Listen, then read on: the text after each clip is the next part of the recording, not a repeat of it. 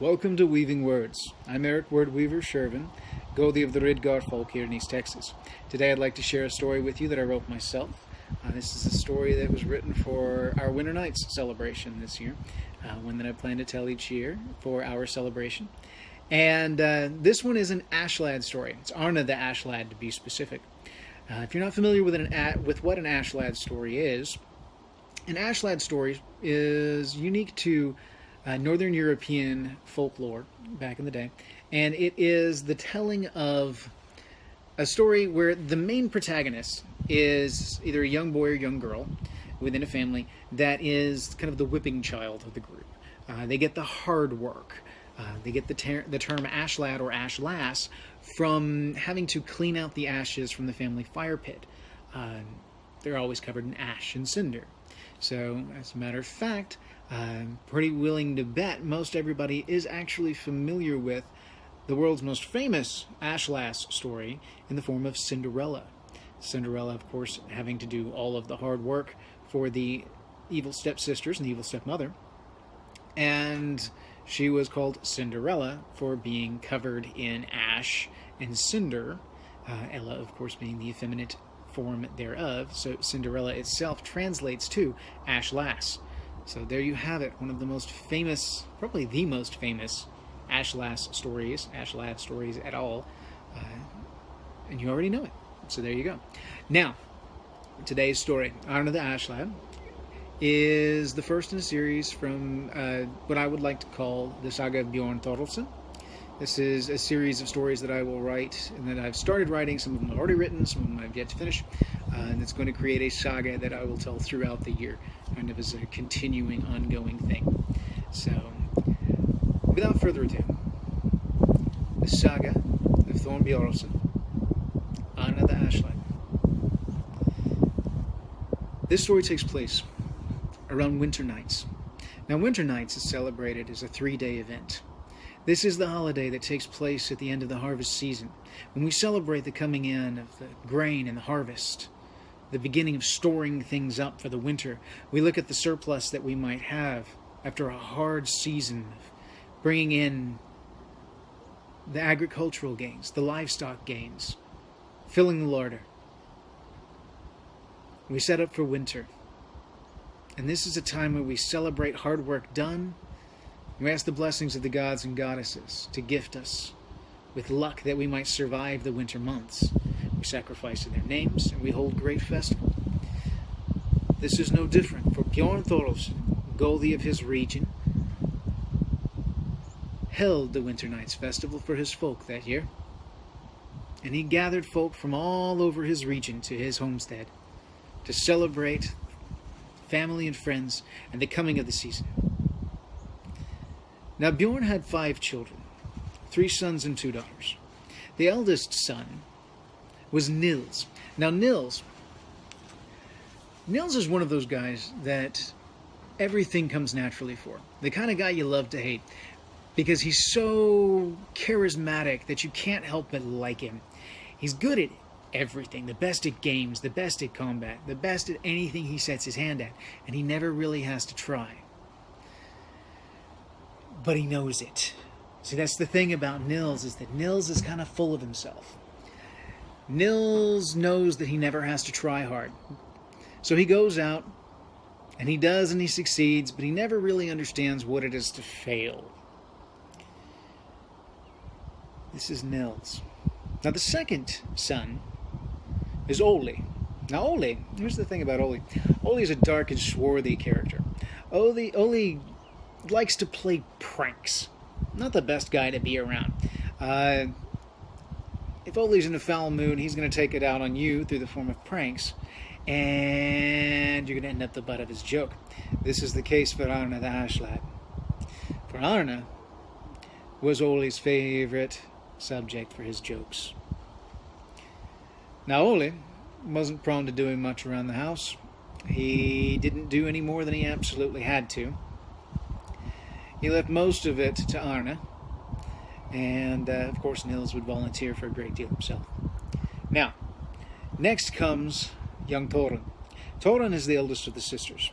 Torun is a very hard woman. to be so young. She's very organized, very clean, very clear. She's very matronly without being a mother yet. Torun has a great future ahead of her. She just hasn't stopped to enjoy her childhood yet. Now, Arne comes next. Arne the Ashlad. Now,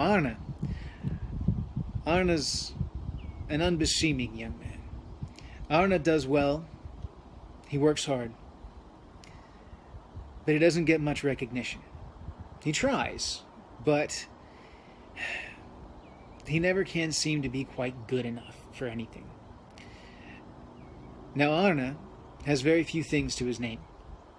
Arne has his long hair, which he counts as his pride, for he has worked hard, despite the hard work that he has to do, to keep his hair nice and beautiful, clean as he can be, given that it's covered in ash and dust. But it's straight, and to him it's beautiful. It's a mark of pride. Now, Arne also has in his possession a little silver coin that his father gave him. Now, Arne's father, Bjorn, had this belief that no man should go about life completely without.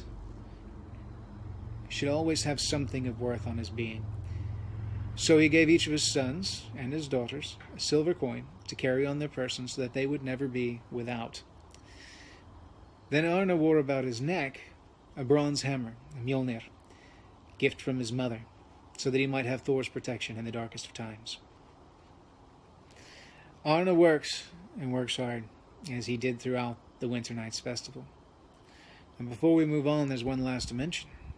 This is young Hilda. Now, young Hilda is a sweet young thing. She's the youngest of the group, and she's a bit of a tomboy. Now, Hilda likes to run and play in the woods. She spends more time with the Vatir than she does with people.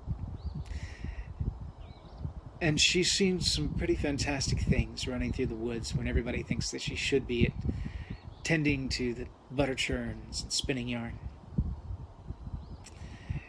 Hilda sees things that no one else sees. Now, their mother, Freudis. Freudis is a wonderful woman, matronly to the extreme. She is the mother of mothers, and she cares for her children deeply. Now, as Arne goes through and he works, and he strives to get his father's approval and never seems to be able to gather it, he always has his mother's, and he can always count on his mother. That's why she gave him the hammer, after all. She loved him, she cared for him, and she wanted to see good things for him in his future. She wanted to see him safe. And she knows deep in her heart, for women frequently have the knowing of things, that Arne will come to great things sooner than people realize. Now, the festival begins. And on the first night of festival, the first day, people are reveling. People are having a great time, drinking, feasting, and having a grand, wondrous adventure. When out of nowhere, in rushes one of Bjorn's carls. And he says to Bjorn, "My lord, we have disturbing news of people disappearing in the woods. They go out, traveling, to come here for the festival, and then they're never seen again. All that we can find of them are their horses and their belongings." This troubles Bjorn deeply, for Bjorn takes great pride in the protection of his people. Bjorn strives to make sure that his people are provided for, that his people are safe. And he would not hear of it, that his people were not safe coming to his own festival. However, Bjorn cannot step away at this point because Bjorn has begun the festival. Bjorn needs to be there to see things through. But Bjorn need not worry, because not far off, of course, is the overachieving Niels. And Niels rushes up and says, "Father, you need not worry about this. I will go. I will see what there is to see out there, and I will bring back the head of whatever vagabonds are taking away our people." Bjorn sees this as a good thing, and he sends his son out to gain great glory, for what should he have to worry about? Niels achieves at everything. So he sends out Niels, with a small contingent of men, to find out what's going on in the woods and to bring these people safely back, so that they may join in with the festival. With little else to worry about, Bjorn continues on with the festival overnight, and they party on until the daybreak. Now at dawn, there's still no sign of Nils. This begins to worry Bjorn, for what could there possibly be out there that would keep Nils that long? So they set forth, and they go out to seek out where Nils might be. They find where Nils had gone into the forest, only to learn he's not there. The only thing that they find are his horse and saddlebags, his weapons laying by the road. There's no sign of the other men. Again, just belongings. It looks as though they had been forcibly taken. Oh, this worries Bjorn. For not only now does he have an unforeseen blight on his people, now he knows not where Nils is. Nils is his favorite son. He faces dishonor in the loss of this son at the hands of some wandering vagrants, some bandits. What could he do? Well, not far off is young Ole. Now Ole, like we said before, Ole never really does anything that doesn't benefit Ole directly. And he's always covetous of the attention that young Nils gets. Now, herein, Ole sees an opportunity. An opportunity for glory and an opportunity to one-up Nils at his own game. So Ole says, "Father, you need not worry. I will go out. I will see what is out there, and I will come back with Nils in tow, and you will have everything you need. The festival will be great, and your name will gain honor." What does Bjorn have to worry about? This is good. But just to be safe, he's going to send out a few more men than he sent out with Nils. Because, to be quite honest, he's not quite as confident in Ole. So he sends out more men with Ole, and Ole sets out to make a name for himself and to knock that arrogant Nils down a peg or two. So, he goes out into the woods, and the festival rages on. As the second night of festival passes, there's still no sign of Ole. Where could Ole be? At dawn the next day, they rush out to try and find him, only to find that his belongings and horse were there at the roadside, right where Nils had been. No sign of Ole or the other men, only sign of a struggle. Now Bjorn is heart-struck, for he's lost 2 of his sons to this. And all these men, he can spare no more men. He has but 1 more son to send, and that's Arne. Let's be honest, Arne can't do anything. Arne's just the Ashlad. If it were mucking out stables or carrying ashes down the hill, sure, Arne would be the one for it, but this is a grand adventure. This is not a case for Arne. Or is it? This was the time when Hilda, the little sister, rushes up to Arne and grabs him by the arm. Says, "Arne, come with me. I have something to show you." So they rush off. She takes him down to the woods and says, "Arne, you can do this. You can bring back our brothers. You can bring them home safe. I know how you can do it. You just have to believe in yourself and be ready to do what you need to do." Arne doesn't believe it. He's never been trusted with anything like this before. But like any other job he's given, how can he say no? This is what he does. He works. When things need doing, he does them, whether there's glory in it or not. So he agrees. And Hilda takes him down into a meadow, a little clearing. And Hilda reveals one of her own little secrets. She is so friendly with the Vetir. She knows someone that can help Arne with his little problem. And she introduces Arne to the fox. Now this is no ordinary fox. This fox is much larger than any fox Arne had ever seen. It had a wisdom about it, an almost human-like air in its eye. The fox looks at Arne and says, "Look, I can help you with this. I know where we can go. I know what you need, and I know who has your brothers. But you have to be willing from this point on to do anything I say, anything I ask, without hesitation and without question. Can you do this?" Arne's not sure. He's scared. He's never been on an adventure like this. But why not? It's a job, and a job needs doing. There's no Nils, there's no Oli to do it for him. Things need doing, he's going to do it. So Arne agrees, and they set off on the grandest night of Arne's life. Now Arne and the fox go into the woods. The sun is beginning to set. It's growing dusk. The fox brings Arne to a dark place in the forest. Darker than it should be for that time of day. It's like the light is afraid to penetrate. And there in this little clump of trees, this deep, dark part of the forest, he sees a stone hut.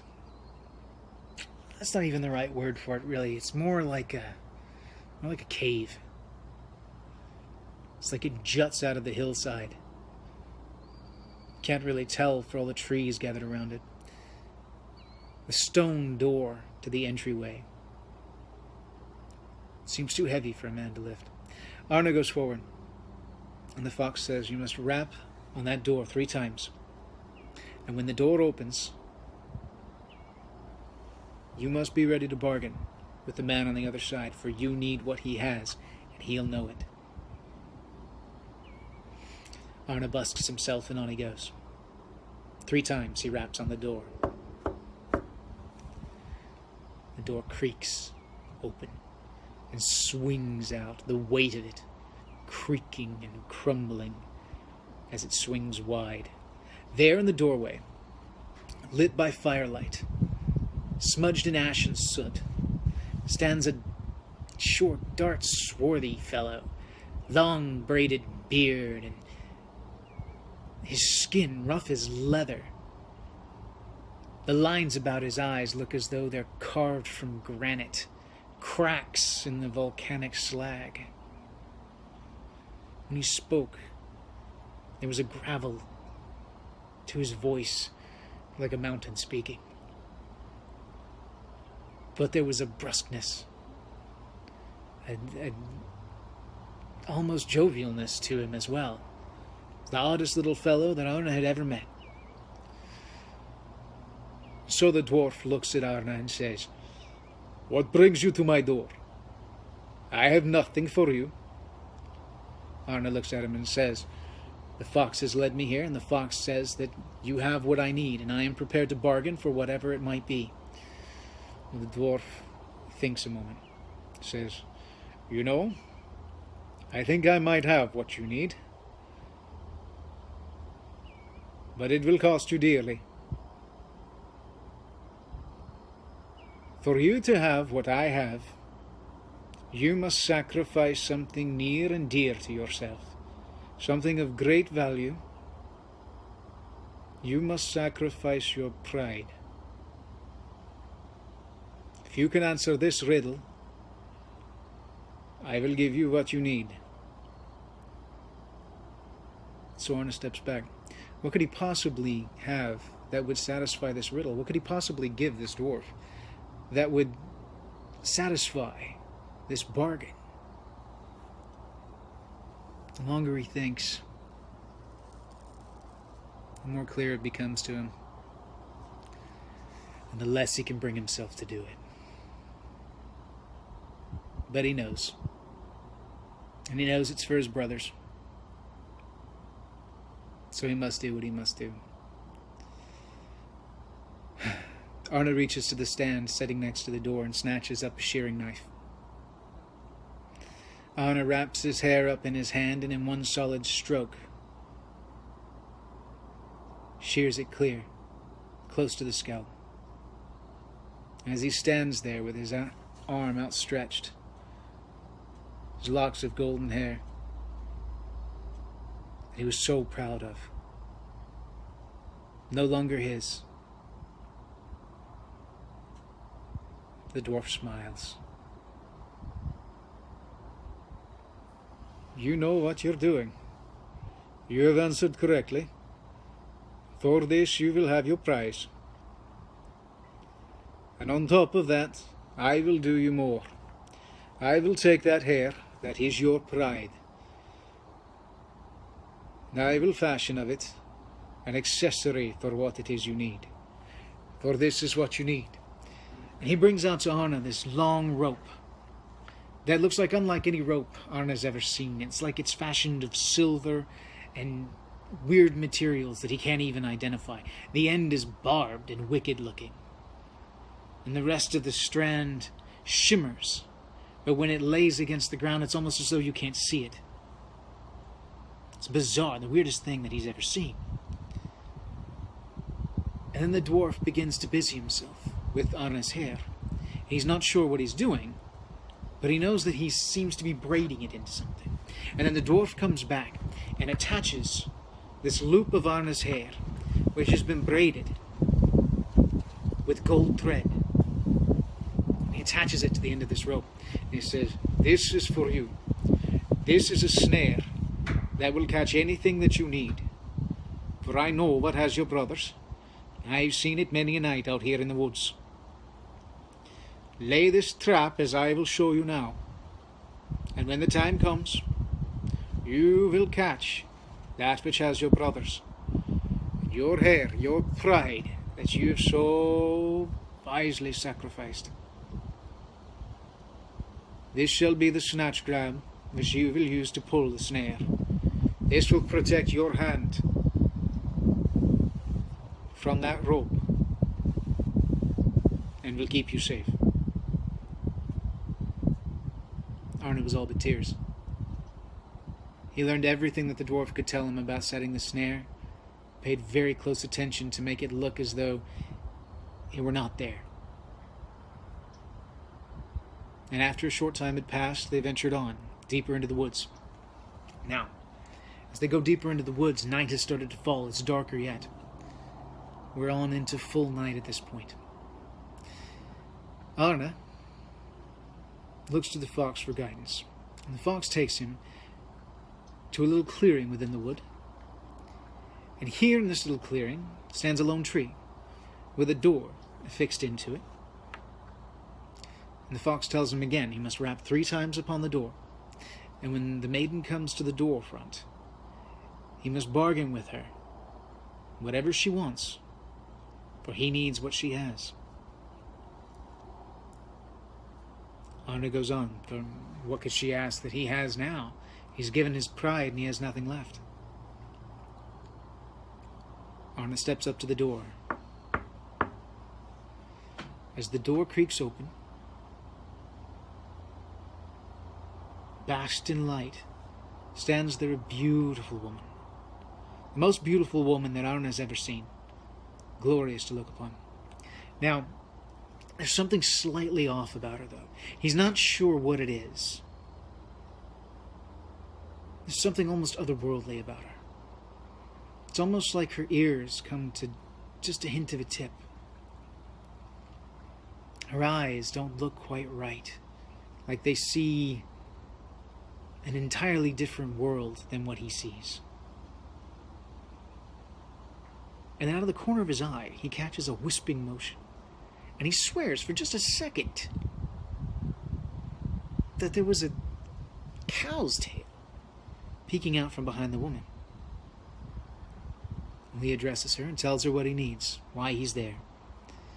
Then the Huldra speaks to Arne and says, "You seek your brothers, this I know, and I will help you find them. Nils and Ole have been taken, I know by whom, and he is someone that you cannot see the way you are right now.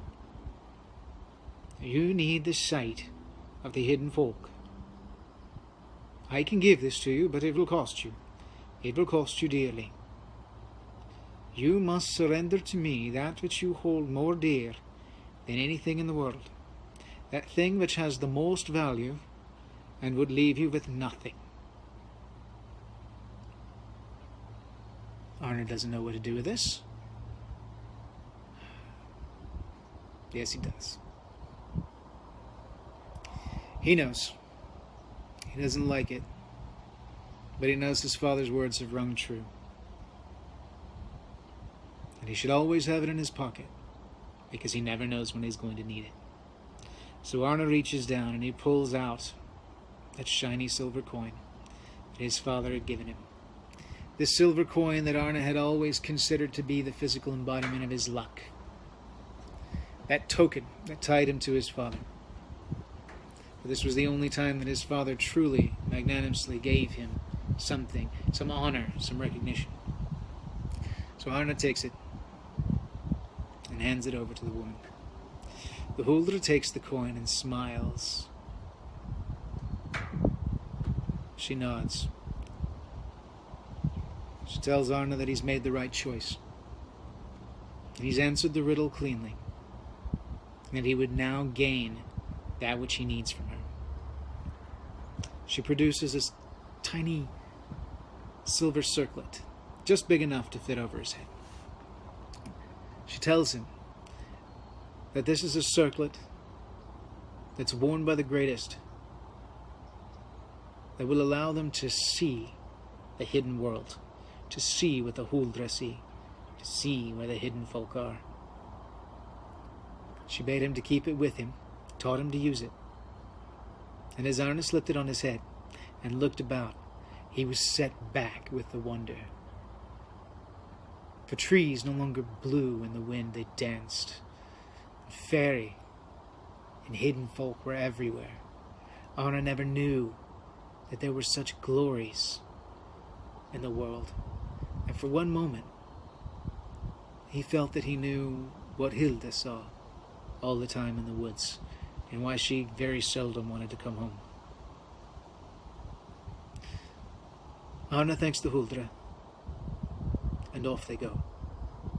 Deeper into the woods, Fox leads him on, until they find a desolate clearing. A land so dark and blighted that nothing will grow there. In the center is a large cairn, a stack of stones on top of a hill. It's clear this is a burial mound. And Fox looks to Arne and says, "What you seek is in there. This is what you need. You must go in there and come out. There is a cloak that you will find on the wall. But be warned, this is the burial mound of a great bandit that once wandered these lands. He was foul and vicious in life, and even worse in death. Do not think that he rests peacefully for one moment. Have your wits about you, and be ready to flee when the time comes." So Arne goes on, and he creeps into the house. And as he comes past the doorway, he comes into an inner room, supported by boards on all sides. You can tell that this was built some time ago. It's not weathered well. And honestly, it kind of scared Arne that it might fall on his head at any moment. It reminded him of an old mine shaft, if it only went in a few feet. And as he stepped into the house, there in the back shone one solitary lantern with an eerie blue light. It's very unsettling, chilled him to the core. There on the wall, hanging on an axe, was the cloak that he was sent to find. So Arne creeps in, and he sees to his left what looks to be a statue. This is evidently the dried husk of the man that he was set to fear. This is the bandit. And the bandit was quiet, unmoving. So Arne tried his luck. Deeper into the house he went, and he passed by. And as he laid hand on the cloak, he heard a creaking behind him. As he turned, mere inches from his face was the blackened, dead face. And Draugr looked at him with blazing eyes, raspy, uneven breath that smelled of death and decay. This vile creature reaches back, and as it comes down upon Arne, the only thing he can react and think is to run. Run with all your life. So Arne drops, runs between the legs of the Draugr, scampers out the door, and as he rushes off into the woods, he's running for his life, scared to death, panting, breathing heavy, as the moon rises on high, for we're on to midnight at this point. Arne sees come out of the howe the great Draugr. It looks to stand twice as tall. Its arms, huge and monstrous, long, blackened. As it creeps through the woods looking for him, the only thing Arne can think to do is to hide beneath the cloak and to huddle down, hoping that the beast might not be as wise in death as he was in life. The Draugr creeps out, looking through the wood, seeking Arne, sniffing, peering. As it looks about, it steps mere inches from Arne. Arne's amazed. He can't believe that Draugr hasn't seen him. He's right here. But he sits breathless as the Draugr takes a last look around, and in frustration he strikes at a tree with his great axe. The tree splinters as chunks of wood rain down on Arne. Arne sees his life pass before his eyes, and he knows in that moment it can't see him. Now he's not sure why. The Draugr, in its frustration, trundles back off to the howe and resumes its sleep. At this point, Fox comes up. Fox walks up to the side of this decrepit old stump,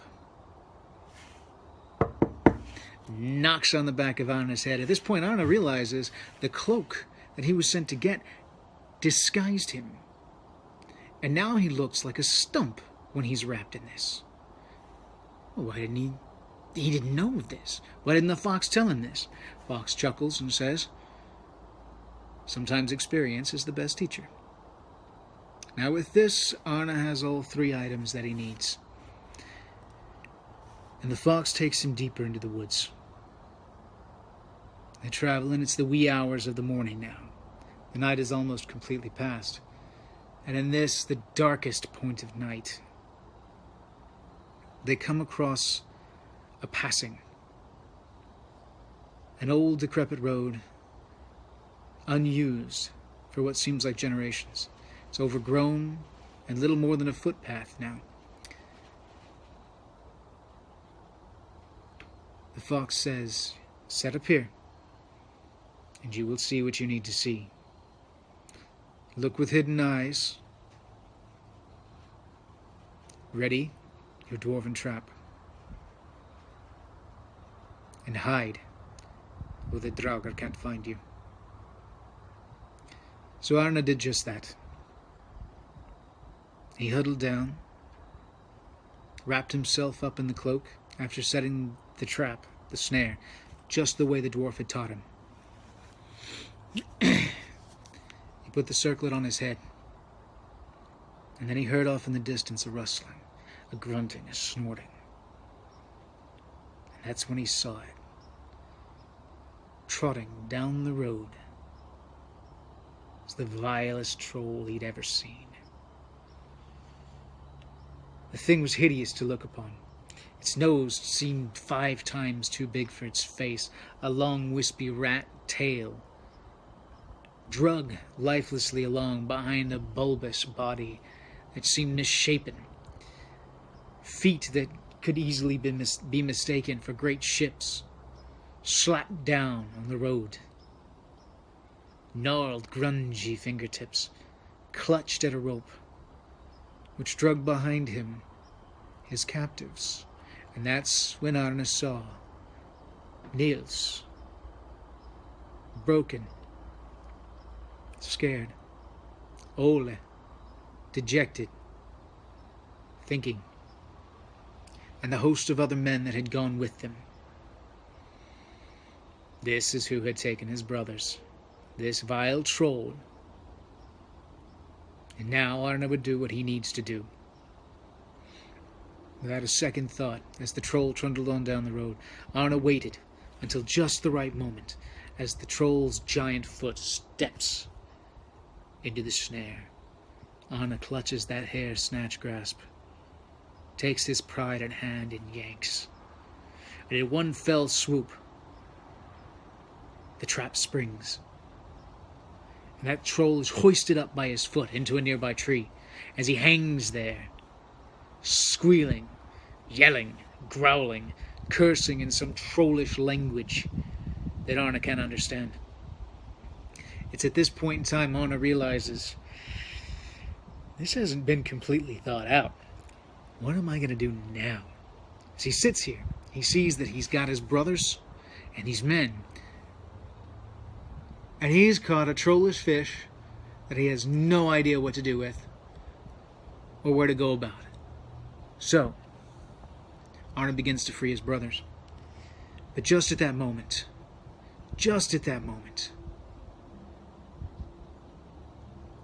he hears a wind pick up. A great gusting wind. Not some little breeze, but a gust so loud, so howling, that it sent shivers down his spine. The air dropped, seemed 30 degrees in an instant. The dark night became somehow darker, and he heard the thundering. At first he thought perchance this was thunder, that some storm had rolled in, that the darkness was clouds. But no, the circlet showed him the truth, for there, barreling down the road, were the riders. Giant riders, astride black steeds, with fiery eyes, as though the night had come to life, thundering with a wild fury, surrounded by baying dogs, howling, barking, ravaging the night, as though on a hunt for some unseen prey. Ole realized he had snared their fox, their prey, and that this hunt was after his prize. He slunk back.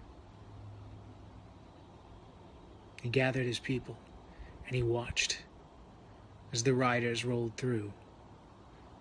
The leader of the hunt slowed his giant steed. He stood so much higher than the rest. It was terrifying to look at.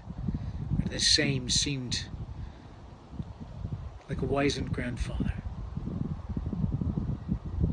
astride an 8-legged steed, black as night,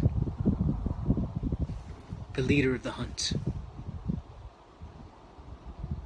glared out beneath his wide-brimmed hat, with one good eye.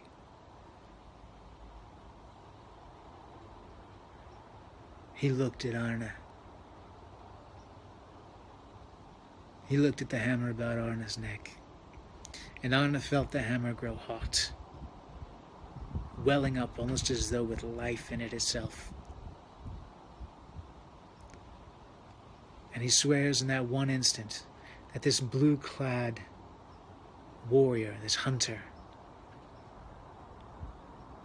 that seemed older than time itself, he swears in that 1 second he could see just the hint of a smile. And just as quick as a flash, it was gone. The rider snatched up his spear in one good hand, great, golden, beautiful spear. And with it, he wrapped the snare at the foot of the troll around his spear, and traipsed off with him like a prize over his back. As they ride off, the wind howls as though a great trumpet, heralding their hunt. And they ride off into the darkness, and stillness comes again. At this point, Arne is aghast. He looks around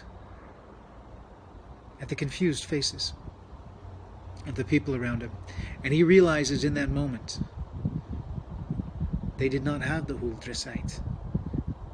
They did not wear the circlet, so they did not see the wild hunt. They did not see the one-eyed hunter. They did not see the All-Father. So Arne takes his memories and he takes his brothers, and they trundle off home, just as the dawn is breaking. As they come back to camp, they realize that the festival had all but come to an end, for they could not celebrate in the absence of all the sons. His absence had indeed been missed. He never thought for a second they would realize he was even gone. Freudis, his mother, comes bawling out of the house, a mixture of joy and fear all at the same, clutching up her sons, asking where they'd been, kissing Arne all over the face, grasping at his shorn hair, and listening to the story. Now Thorin went to taking care of all the survivors, of all the people that came back with them, while the brothers told of their grand adventure. And she did what great women do. She made sure that everyone was safe. She provided, and she took care. There's more to hear on Thorin in the future, for no one yet knows just how grand she is. As they sit and tell the tale, Nils tells of the horror of being taken, being the victim of this grand troll. Bjorn can see in that instant that Nils will never be the same. Nils has been shaken. Nils has tasted fear for the first time in his life. Nils has known failure. Ola was angry. For Ola could do nothing. He swore he would never be that weak again. And Arne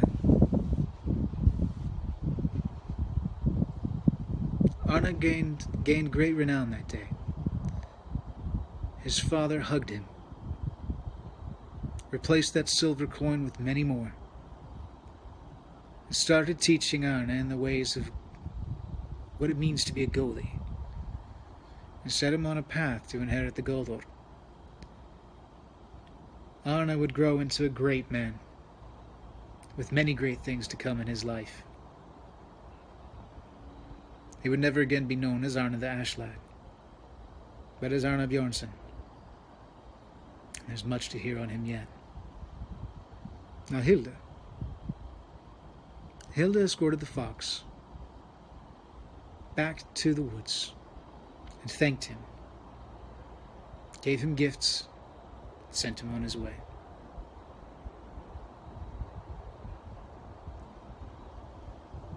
In all of this, people grew, and people hurt. But they knew what was most important, and that was family. In the darkest of night, at the darkest times, family is what came together.